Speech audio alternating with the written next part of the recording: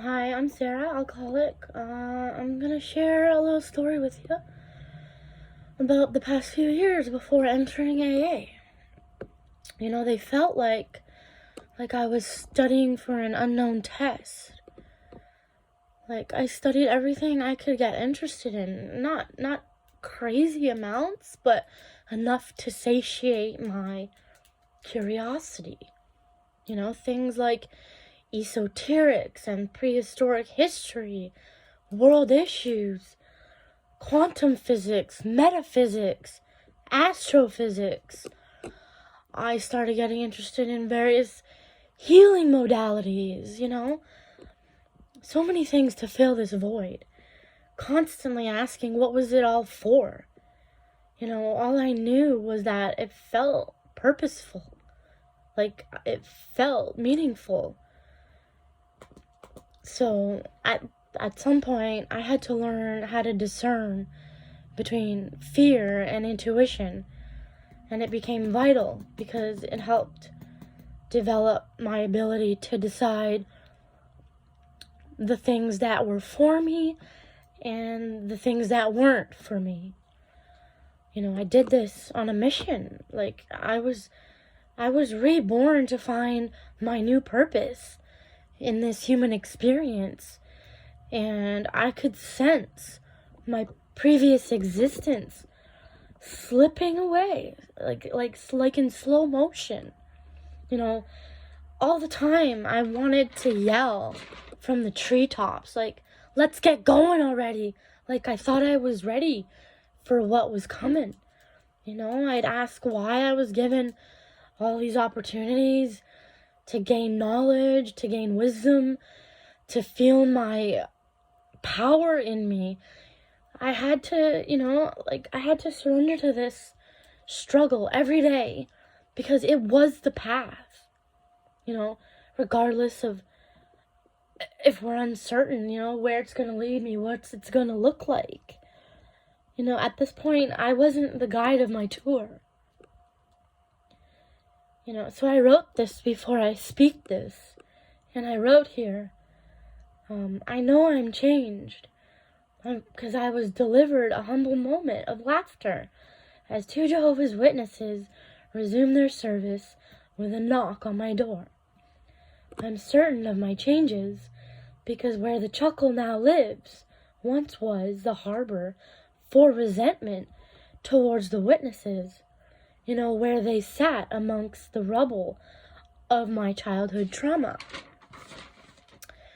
So, entering the rooms of AA, I learned of the spiritual nature of the program. So for me, having found a higher power during part of my healing journey, I knew now what I had been studying for. I'd found the test and the tribe.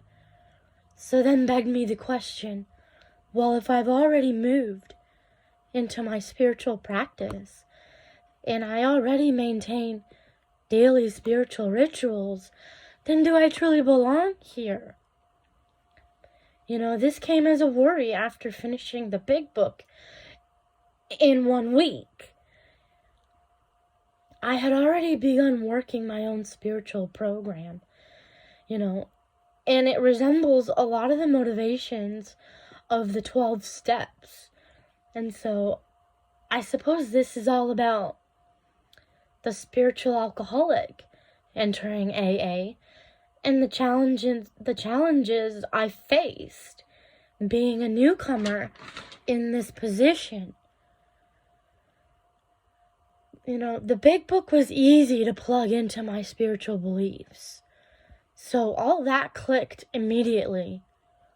And I'm grateful that I was gifted the ability to discover my spirituality because it provided me the opportunities to heal my past and provide me with a sound foundation for my new life in this human experience, as well as my soul experience. I've been shown how to bridge the gap between the 3D and the 5D. In my learnings, I found out that your beliefs can transform, which is why your purpose also transforms. So if we become too rigid, it creates resistance to the ebb and flow of this human existence. I discovered in the program, through the stories of others, that many old and new can become quite rigid, almost stuck in what the program has given them. And so I had to learn to humble myself to that fact, which is a lesson in acceptance to meet everyone where they are. So I decided that this video opportunity was the perfect chance to share how an uncomfortable situation gifted me gratitude for the experience. Here goes. So a member of the program with much credibility taught me a lesson in adversity, that it doesn't just disappear when we enter the rooms of AA. I'd like to share the intention of what was said before I share how the words were experienced for me. The words said were meant to highlight that sometimes getting ahead of ourselves is counterproductive.